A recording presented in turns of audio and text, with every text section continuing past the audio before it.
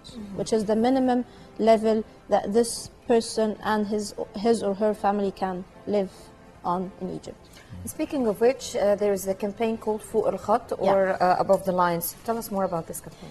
Okay, in Alashanek, we always use this name, above the line of poverty, or graduation of the circle of poverty. So, and this is actually what I've just mentioned, that this is our measure of success, that people graduate from the poverty line.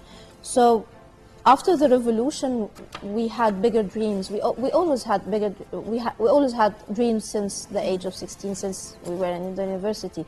But after the revolution, we had more hope, and this is why we decided to launch a new campaign, or a big campaign that expands our current work, expands the work we have done since 2002 and formally since 2005, to reach 10 million people by 2020 through our programs, to help 10 million people graduate from the poverty line in 2020. So this is why the campaign is called Above the Line, which means people graduate from the line of poverty. Do you have statistics that you're working on that made you put this number and put this plan? Of course. The first statistics we depend on is as I just mentioned, the 44% poverty in Egypt. The 10 million is like 1/3 of the number, and we hope that other NGOs adopt the same cause and help us in our cause to graduate more people from poverty. We also have the statistics that say that we have 10% unemployed in Egypt. However, 90% of the unemployed are youth, which is crisis. And another piece of information, that 62% of the unemployed are graduates of the vocational education. And this is why we actually focus on this group in our target group.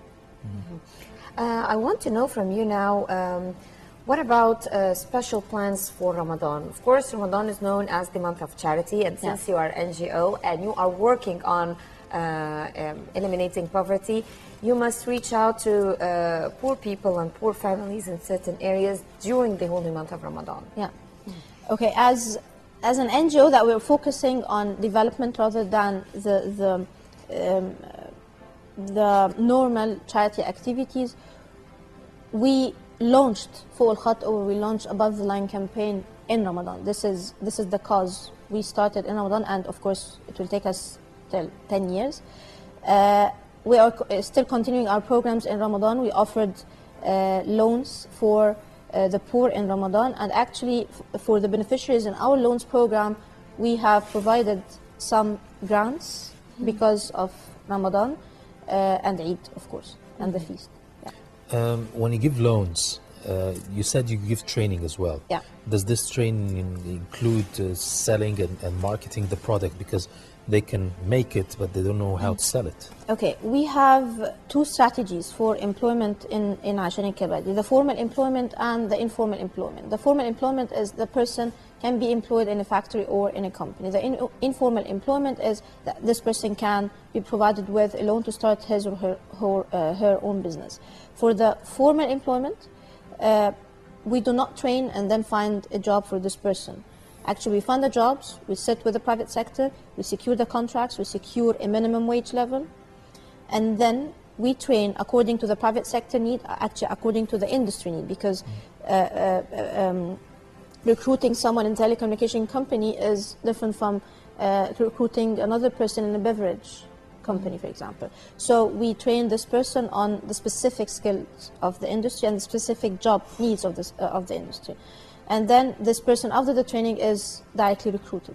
If this person does not want a formal employment opportunity, and of course I'm talking about formal employment opportunities like sales, like admin work, secretary work, or even in factories like sewing, like carpet making, like pottery, whatever.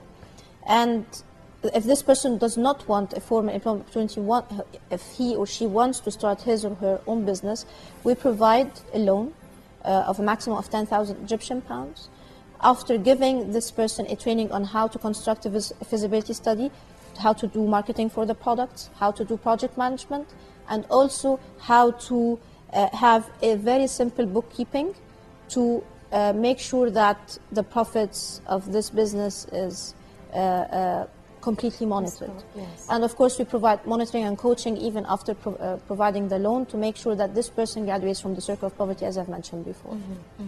Any future plans other than that? The biggest plan is to graduate 10 million people out of poverty. This is our biggest plan, and this is what we concentrate on in the next period, inshallah. Inshallah. Right.